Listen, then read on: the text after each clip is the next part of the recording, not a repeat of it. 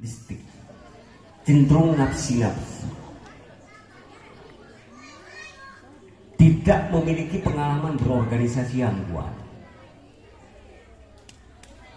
Madura. Makanya bila pikir-pikir bedekan bersama Madura aja ngalak karbe tibi, berarti kan itu penjelasan bahwa banyak orang Madura ngalak karbe tibi.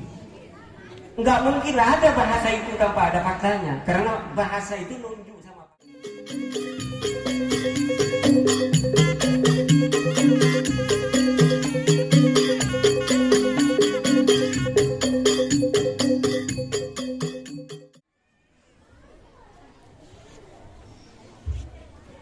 Assalamualaikum warahmatullahi wabarakatuh. Bismillahirrahmanirrahim. Alhamdulillahirabbil alamin. Wassalatu wassalamu ala asyrafil anbiya'i wal mursalin sayyidina Muhammadin wa ala alihi wa sahbihi ajmain, amma ba'du. Yang saya muliakan pengasuh Madrasah Nurul Anwar Azhari,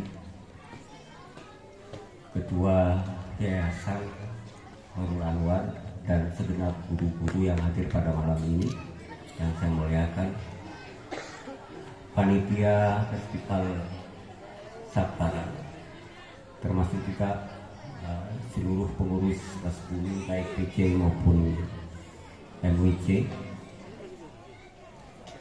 seluruh yang hadir malam ini, termasuk juga yang ikut lomba.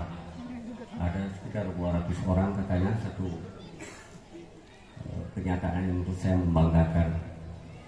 Berarti banyak orang yang suka sastra.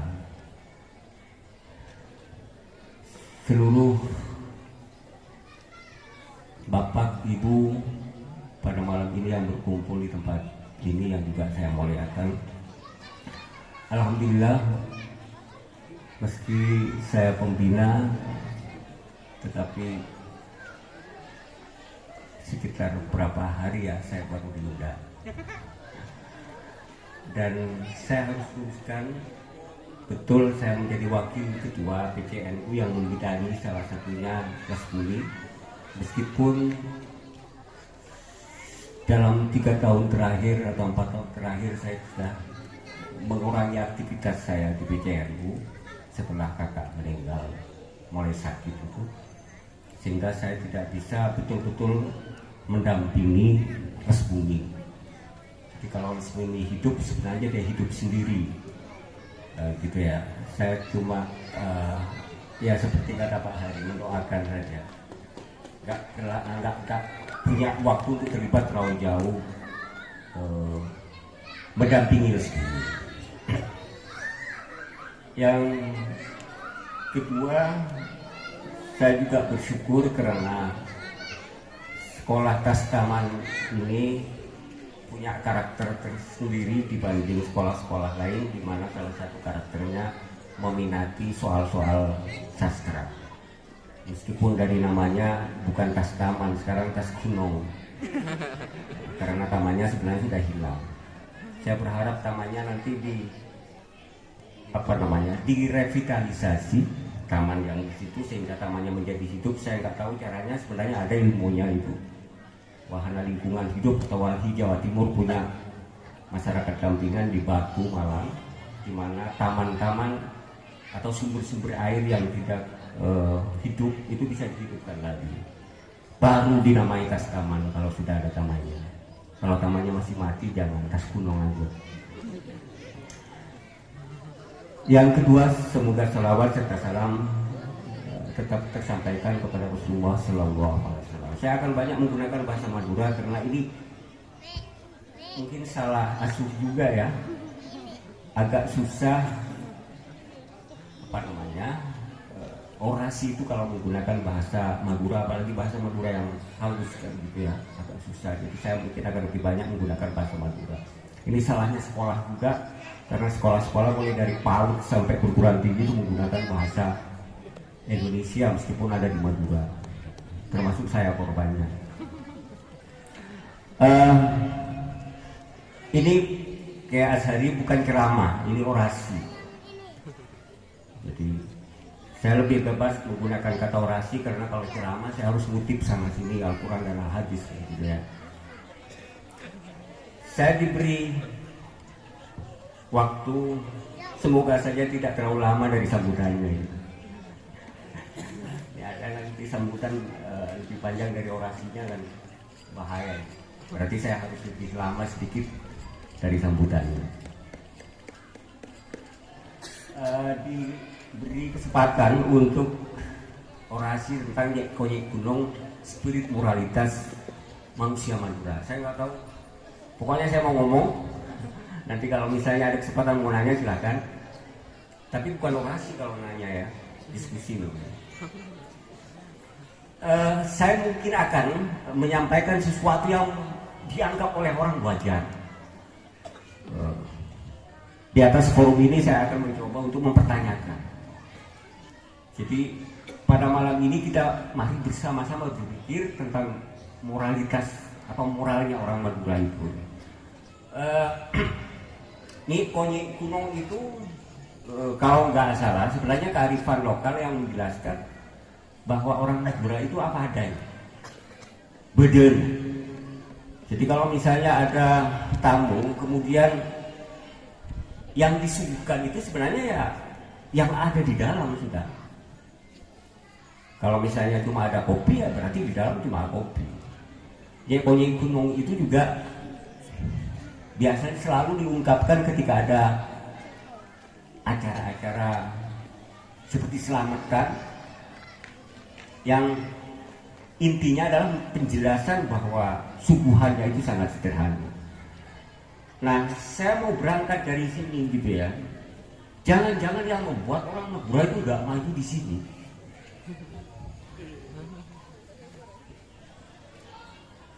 Saya ingin mengatakan begini. Kadang-kadang saya agak bingung juga mau bicara moral. Moralnya manusia Madura. Saya ingin jelaskan dulu ya. Kebudayaan itu, saya ingin menjelaskan, kebudayaan itu bukan hanya kesenian. Karena ada orang yang selalu mengasosiasikan, menghubungkan ketika bilang kebudayaan, lodro, tangga, kayak gitu ya. Bukan hanya itu, tapi cara orang berpikir atau sistem nilai yang diacu oleh orang ketika berperilaku itu juga kebudayaan. Nah, saya akan lebih banyak soal atau mempersoalkan ini. Pertama yang ingin saya sampaikan adalah tentang moral dulu. Moral itu kan sebenarnya satu acuan untuk menjelaskan perbuatan baik dan buruk menurut kebudayaan tertentu. Ini bahasa moral itu kira-kira mirip dengan etika. Kalau akhlak saya pikir cakupannya lebih luas ketimbang sekedar moral dengan etika ya. Ada orang yang menjelaskan bahwa moral itu kira-kira nggak jauh maknanya dengan etika. Jadi satu acuan yang bisa digunakan oleh orang untuk mengukur apakah perbuatan itu baik atau tidak. Nah, Madura itu punya moral. Moral ini digunakan untuk menjelaskan apakah satu cara berpikir atau tindakan atau perilaku orang Madura menurut moralnya orang Madura benar atau tidak. Nah, tetapi saya mau menjelaskan bahwa moral orang Madura itu kabur, enggak juga.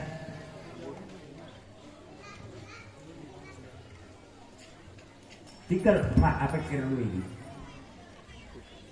Moral orang Madura bagi saya enggak jelas, sangat sederhana. Orang-orang Madura itu tidak mau berpikir sesuatu yang kompleks, yang rumit. Konyek Gunung itu artinya apa? Ya beda, termasuk cara berpikirnya juga beda. Makanya bagi orang Madura, misalnya ya, ketika masalah ini mau digunakan kita untuk menjelaskan pendidikan, orang Madura nih kak,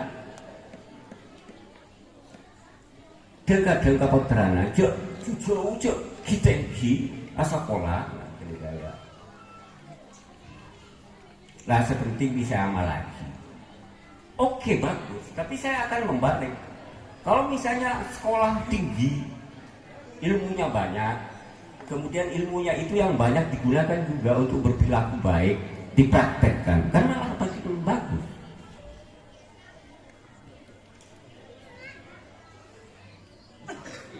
Ada lagi misalnya kecenderungan orang Madura itu, ini baru soal pendidikannya ya. Orang Madura itu siap pakai minyak guru.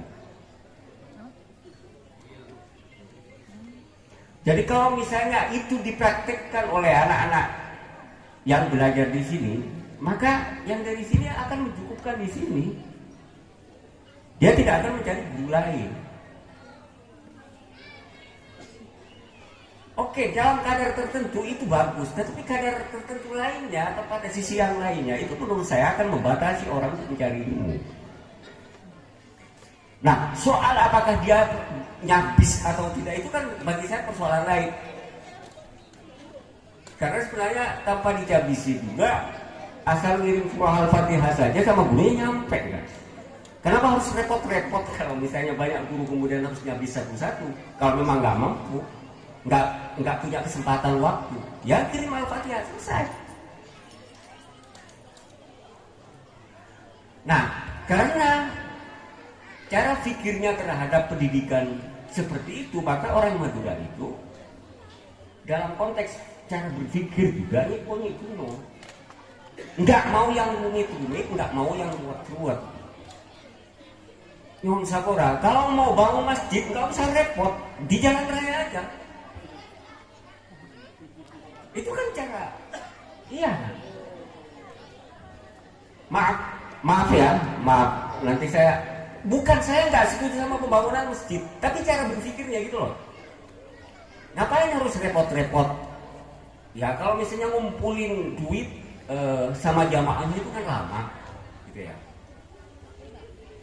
Oh, berarti orang Madura itu nggak suka yang lama prosesnya, ingin cepat. Karena kalau lama repot kan. Saya kadang-kadang malah kadang berpikir, jangan-jangan jamaahnya ini nggak pernah nyumbang sama masjidnya, karena keenakan cari sumbangan di jalan raya. Jadi orang Madura itu prinsipnya adalah kalau ada sesuatu yang mau diomongin, dimusyawarahkan, hadap muka, putuskan, jangan rubah. Kalau sudah merah, jangan maksa putih. Mani ogo ibu dipote, jadinya pasti itu di masalah. Kalau pada satu sisi bagus, menurut saya sangat bagus. Tetapi saya ingin menjelaskan bahwa orang Madura memang nggak suka yang rumit-rumit. Jadi yang penting tegas, cepat. Karena enggak, yang rumit itu kan membutuhkan pengetahuan. Yang rumit itu membutuhkan nalar. Bagaimana cara orang berpikir, membutuhkan perenungan dan seterusnya. Aduh, mengajari api, tak terima aneh ngajari aja kayak gitu ya. Karena nggak suka yang rumit-rumit, pikir yang rumit-rumit itu nggak mau. Nah, ini baru konteks pendidikan. Akhirnya apa, coba? Pada sisi yang lain, kalau dalam soal TK ternyata rumit.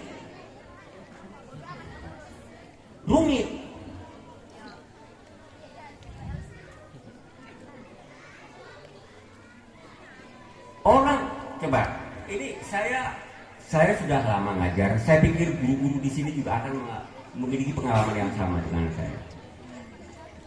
Pendidikan pada akhirnya kalah sama TK.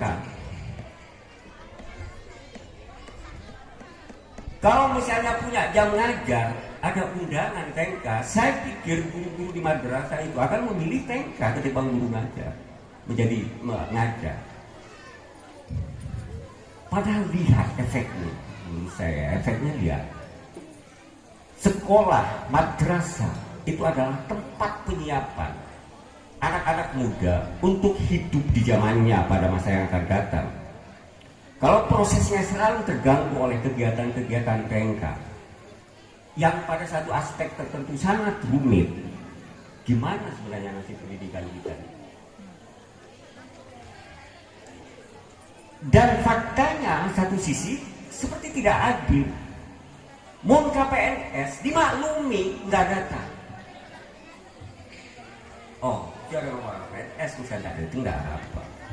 Jadi saya kutuk itu nggak tengka dengar guru madrasah. Mau guru madrasah saya nggak caca.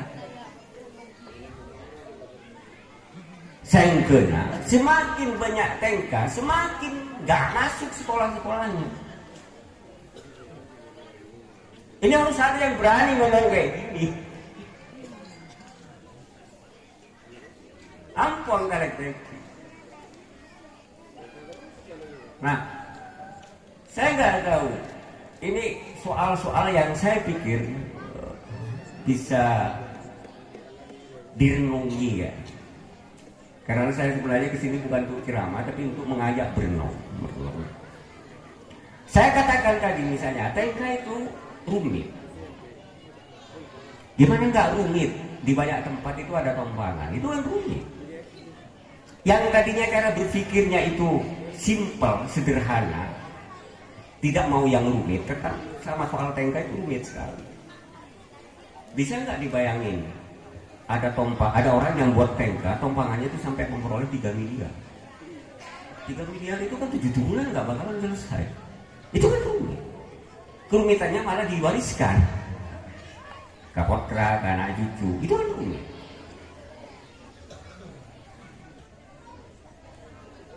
Tapi kalau udah urusan TNK, nah ini masalahnya. Bagi orang Madura itu pertarungan harga diri. Nah kemudian moralitasnya di mana?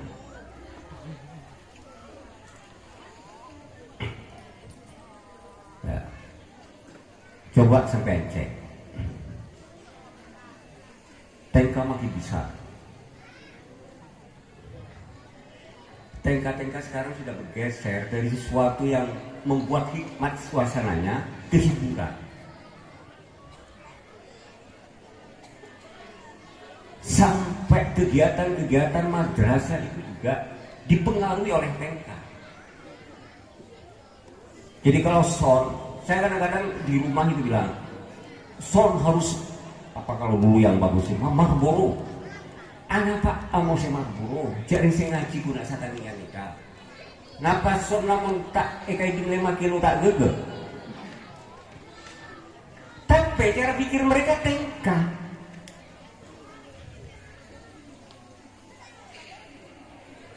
Karnaval Yusuf TNK kan? Nah soal itu berapapun biayanya orang Madura berani. Sampai jual Tegal, sampai jual tape berani. Tapi kalau urusan pendidikan berani enggak? Montas taman jika minta sumbangan 200.000, ikan caca mantan.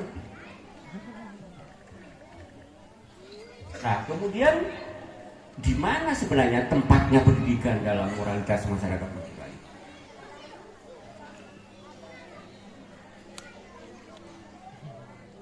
Di mana? Saya tadi mengatakan bahwa semua kegiatan-kegiatan yang terkait dengan TNK itu ada unsur, ya sebenarnya memang unsur hiburan harus ada. Tapi kadang-kadang misplace, salah tempat hiburannya.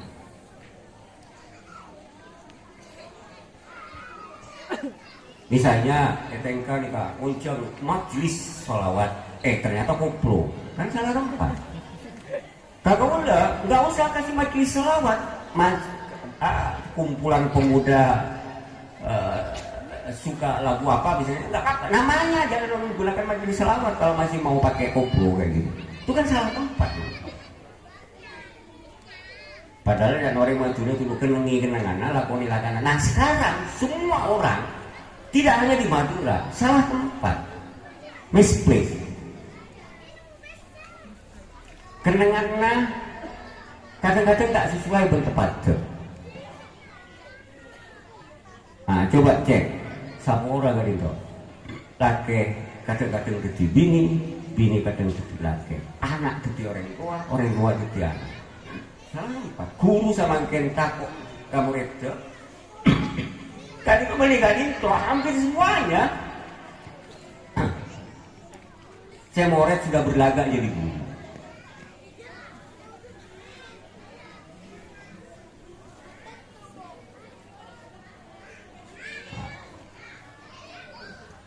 Sampai bergeser ke cara pikir keagamaan. Nah, Cengkola mau ngambil cerita-cerita sesuatu yang sangat sederhana. Coba cek. Kita mau apa lagi? Memahami moralitas keagamaan orang Madura itu seperti apa? Bahwa orang Madura luar yang agamis sangat menjunjung tinggi agama, iya. Tapi bener nggak? Oh, mau orang luar itu, orang Madura itu pasti pintar ngaji, orang Madura itu sholatnya bagus. Bayangin seperti itu.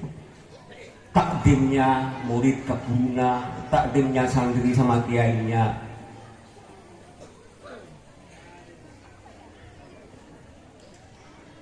Tapi saya melihat moralitas keagamaan masyarakat Madura ini juga perlu dipertanyakan.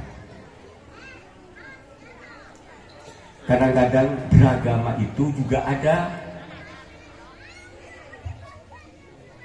pengaruh hiburan yang meskipun saya sebenarnya enggak masalah.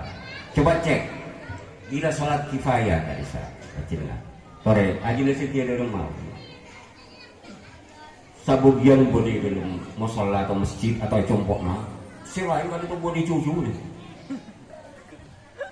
kan bila pun ngatik imam guru gak kepi mang ini akilah semua dalam situasi berduka masih ada guyonan.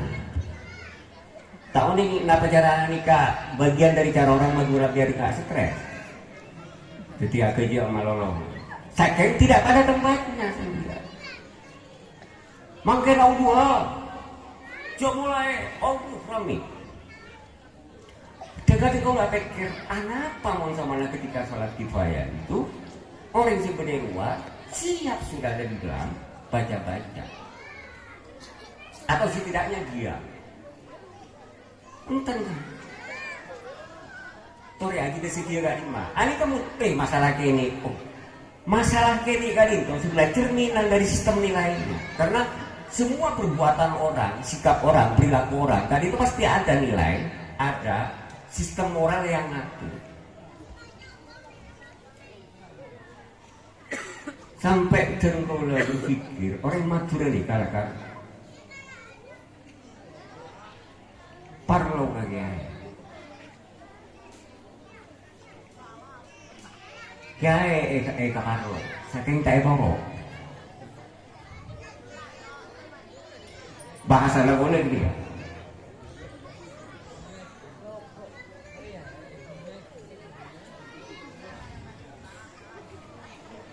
coba cek boleh cara pikir kita di Mare Burui pendidikan keagamaan politik misalnya ya sangat pragmatis dan kalau pun malam misalnya selesai tapi kan itu menjadi cara kita untuk merenung. Coba dalam konteks sebenarnya pasera sih bisa budingan dia calon sebelum dari sudut ponapan apa jadi kamu membandingkan bahwa yang satu itu lebih baik dari yang mewakili santri.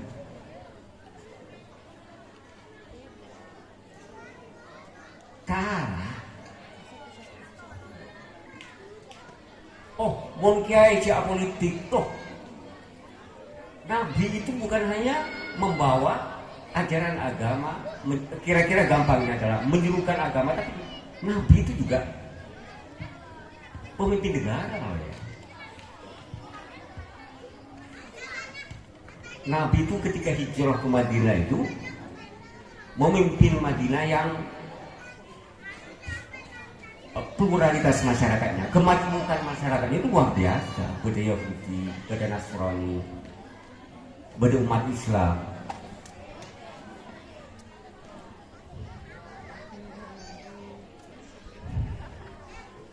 Jadi tahu politik dan terlibat dalam soal-soal politik itu penting, karena kekuasaan itu nggak bisa diserahkan sama penguasa kok, nggak bisa. Penguasa itu salah satu anggaran yang diperoleh untuk membiayai pembangunan negaranya itu berasal dari pajak, dan kita yang bayar pajak.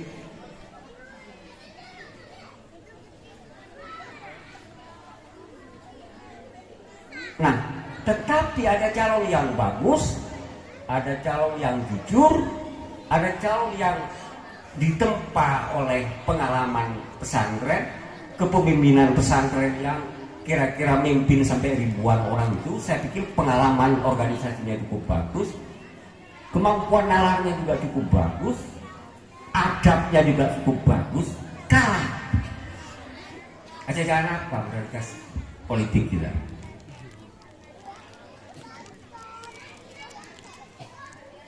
Nah, salah panitia ini, makanya saya bilang tadi, moralitas orang Madura ini perlu diuji.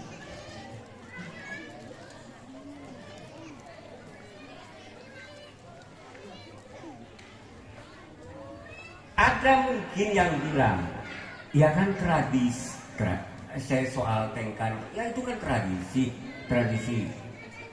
yang harus dihormati, warisan leluhur dan seterusnya. Loh, kebudayaan itu nggak stagnan, kebudayaan itu tidak tetap, kebudayaan itu berkembang, dan kebudayaan itu sebenarnya bukan sekedar sistem nilai, tapi juga arena pertarungan. Karena yang mempengaruhi kebijakan di bidang kebudayaan biasanya orang-orang tua. Coba kan tarik sana, tengka-tengka saya dan raja ini kapan ya saya?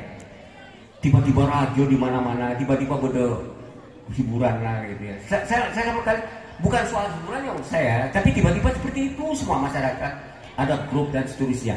Apakah sampai percaya bahwa ini netral? Sesuatu yang wajar terjadi, alamiah terjadi tanpa ada kekuatan atau kelompok-kelompok kurang kuat ya bikin seperti ini, yang sebenarnya diuntungkan oleh sistem kayak gini. Pasti bodoh. Siapa yang kemudian terpinggirkan? Orang-orang nggak punya yang mestinya kita harus hormati. Orang tergolong benika tak sepakatkah molodon si radio-radio biaya? Nah enggak. Bodoh ibrik napa, bodoh ibrik napa, macam-macam. Tapi tengkaulah ketemu langsung sama seorang yang kira-kira status ekonominya biasa, apa orang yang kebetulan kaulah mana bimangken kebetulan kaulah gak dirtona ke molodan ya compok tak bengang kan apa kita cari mangken mana bimolodan supung pan-panapan yang aku naik berikat sebiasa kocak molodan askeskin orang kini datang kira kebetulan kaulah yang keputeran kita lama. Artinya apa? Ternyata kegiatan-kegiatan molodan seputar diraja satu aspek membahagiakan karena berarti beda kemauan untuk berbagi dengan orang lain ketika molodan, tapi pada sisi yang lain ternyata meminggirkan yang lemah. Padahal nabi itu nabinya orang lemah juga. Masa orang lemah kemudian ketika molodan nggak punya kesempatan untuk mengagungkan nabinya?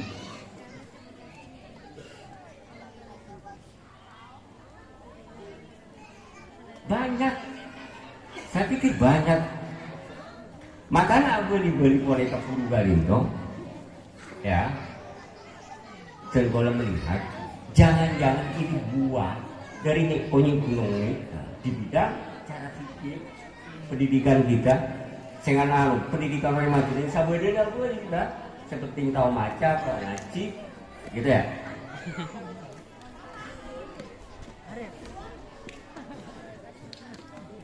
Ini kan jadi rumit kan.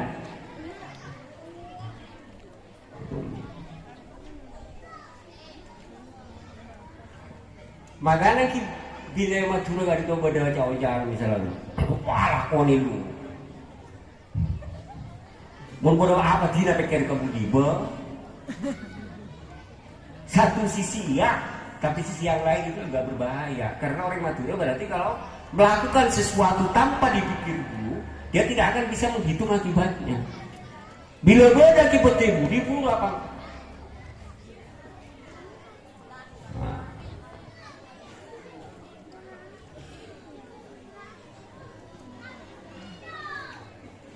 Nah, bidang kebudayaan, bidang politik, gitu ya. Bidang sosial, banyak kajian-kajian orang luar itu. Dan boleh terus terang kalau menulis tentang Madura itu jarang mengkritik, selalu mengagungkan kebudayaan Madura, seolah-olah Madura ini nggak ada salahnya, dan saya bersikap tidak jujur. Tapi makin orang Madura gak ngerti, karena modus dengan orang Madura luar nih kan, kayaknya tidak ada suku di Indonesia, salah satunya ya, yang lebih buruk persepsi orang luar, atau ada yang bilang stigma orang luar, cap orang luar, lebih ketimbang orang Madura. Sampai makin orang Madura ini kayak bocah tukang carok, keras, tak punya perasaan, suka mau menang sendiri, eksklusif, hanya mau bergaul dengan sesama orang Madura, dan seterusnya. Sampai dulu kolani kanca alamar orang Jepara nih kak,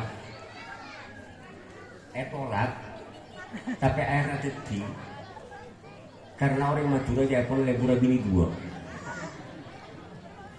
Amun soalnya kan tapi insya Allah pada udah niat jadi ini. Saking biasanya menggunakan lakukan ke diskusi malolo tak kira bengal. Pak Hari ya diskusi malolo tak kira bengal. Saya mau nabi ini dua kali toh ibu-ibu kikiri ibu. Karena meskipun dibolehkan dalam Islam kali itu syaratnya ketat, harus adil. Adil kali itu menggunakan malam, bukan satu malam, satu malam itu enggak.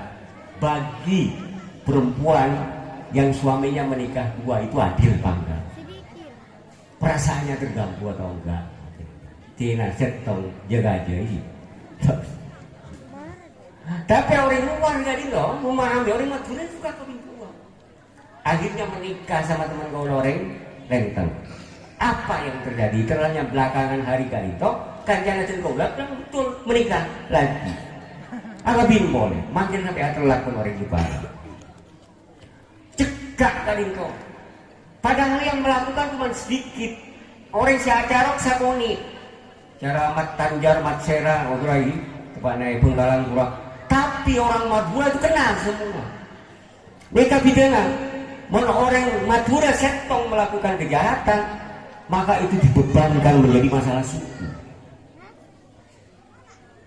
Tapi mana orang Jawa, mana orang Jawa setong melakukan kejahatan, gak ada bahasa, diksi, pernyataan bahwa semua orang Jawa tindakannya seperti itu, enggak. Kecuali orang Madura. Sepeda motor hilang, esok bojor.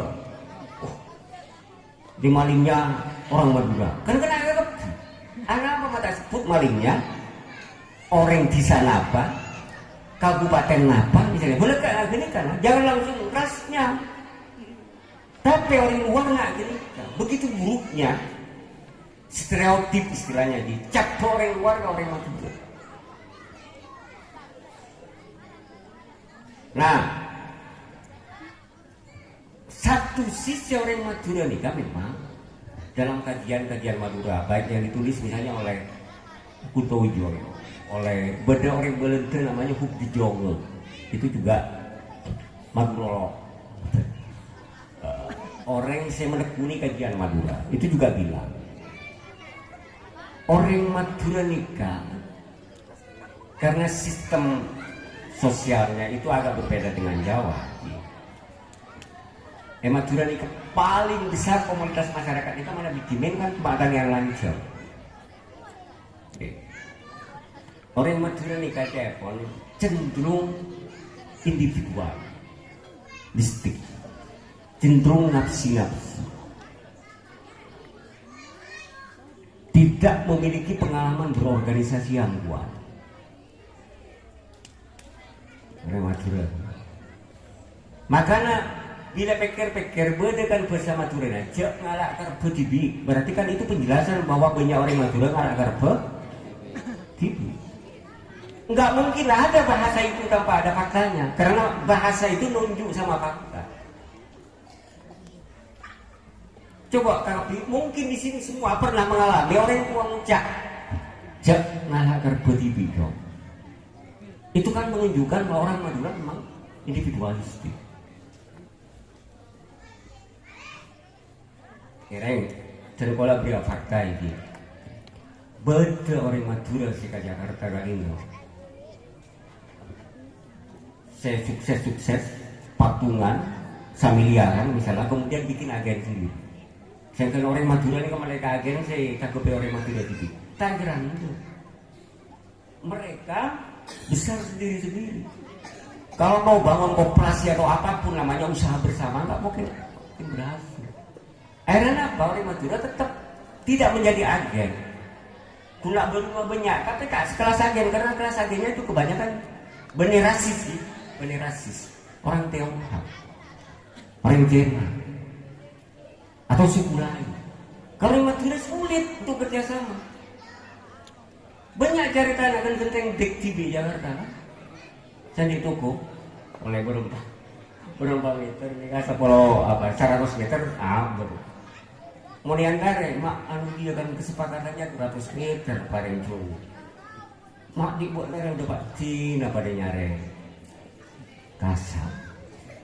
Nah, kan. Akhirnya saran-saran mungkin tuku-tuku benih pesaingnya orang luar Madura sesama orang Madura.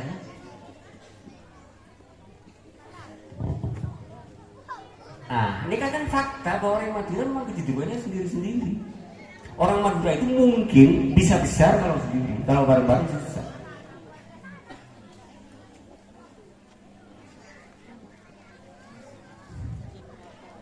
Nah, ketika saya pun terkola terakhir lagi,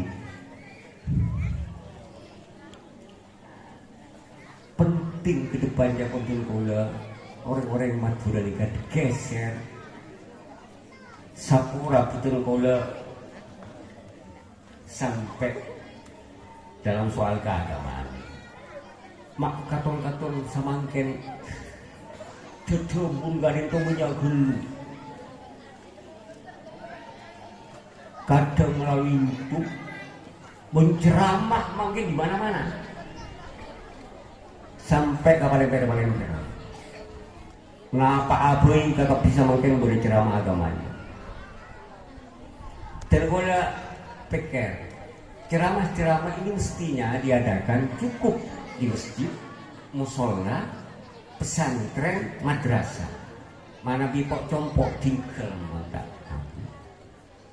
Bila moloten pun moloten ngajian asolawat. Karena kayak itu sih intinya. Akhirnya apa? Karena punya ceramah makin bila ditinggal ke moloten kayak gitu. Boleh ceramah ya. Pernah undangan awal situng pun 2 siang.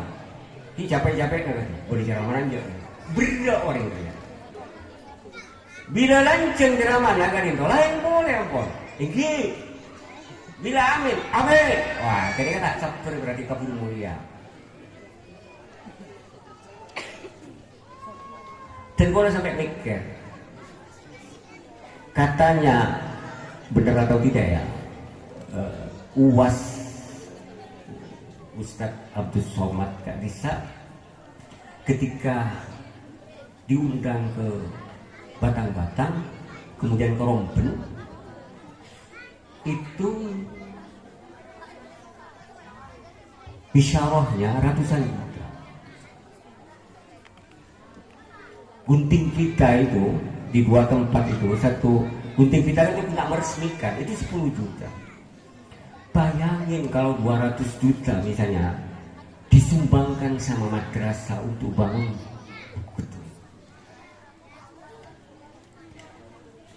Sumbangkan sama madrasah itu beli buku sehingga perpustakaannya yang layak untuk dibaca oleh anak-anak itu tersedia. Dan kalau berpikir berarti Kak Dinto disumbangkan sama pendidikan, betapa besar pahalanya, karena Kak Dinto bagian dari cara untuk mempersiapkan anak didik kita yang luas pengetahuannya, yang bisa digunakan oleh anak-anak kita untuk hidup di zamannya. Ketimbang wah gila-gila ratusan juta hilang, kadang bekasar pokoknya. Saya biasa lakoni kalau. Padahal sepenting kadang kau komporan yang paling penting kadang kau berdajin kitab misalnya. Kalau pun 15-10 orang nggak apa-apa, rutin itu kan. Nah ceramah kadang kau sehingga semana makanan, sepokok kadang kau komporan, berdajin kitab kadang kau ceramah kadang kau makanan tambahannya, penguat apa yang kita peroleh di komporan.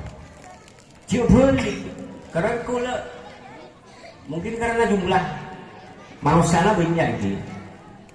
Dan kalau kali itu berpikir ketika zaman Rasul seperti itu, halakoh. Ada beberapa orang ngaji. Karena mungkin di situ penduduknya masih sangat sederhana, sedikit. Makin karena banyak, kemudian beda ceramah. Tapi pun banyak gelu. Dan biayanya sangat besar. Kenapa nggak digunakan untuk hal yang sifatnya strategis? Mau sama anak masjid tak mari di sana, sombong lagi aja ke masjid. Sombongnya lagi ke anak yatim misalnya. Cari orang-orang yang butuh beasiswa untuk mondok kemana-mana, itu kan saya pikir akan lebih banyak manfaatnya. Benih ceramah silang enggak, sewaktu-waktu begitu.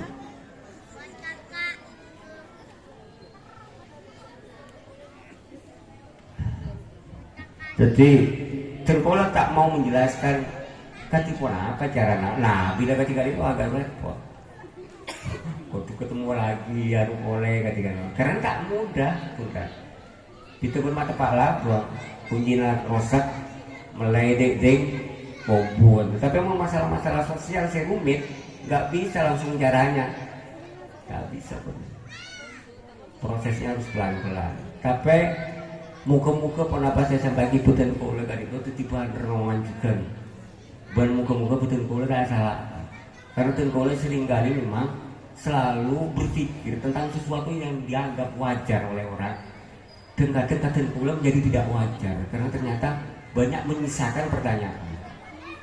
Kata guru, hadra, majlis sholawat, ngumpulkan pertama hadra. Bila tahu dia koplo. Bila hadra mau sama nak ketika itu cina main majelis sholawat jangan.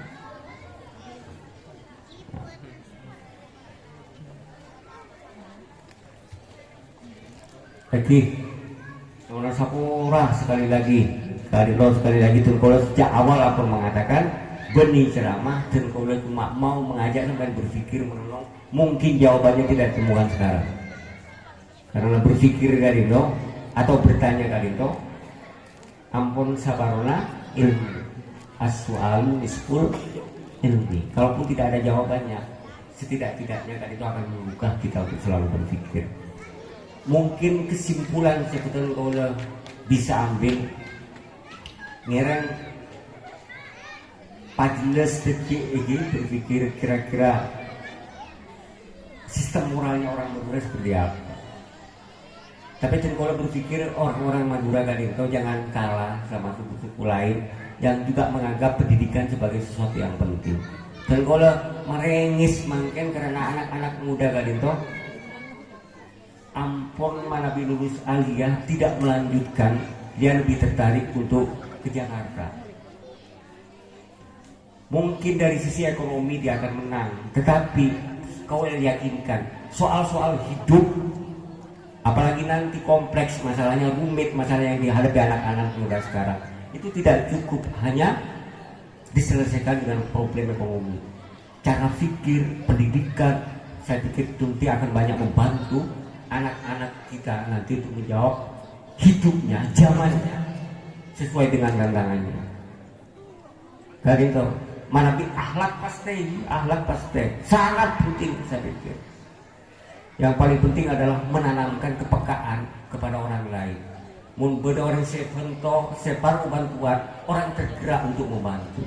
Kalau ada orang yang terpinggirkan, orang tergerak untuk memperjuangkan. Kalau ada yang sakit, orang tergerak untuk juga ikut membantu. Nah, orang peka kali itu tak bisa diganti oleh AI, tidak bisa diganti oleh robot. Kepekaan, karena robot mesin itu tidak punya kepekaan. Manusia dan kepekaan. Kalau kepekaannya hilang, saya pikir orang akan semakin nafsi-nafsi. Terima kasih. Mohon maaf jika ada sesuatu yang saya sampaikan kurang berkenan. Wallahul muwaffiq ila aqwamit thoriq. Wassalamualaikum warahmatullahi wabarakatuh.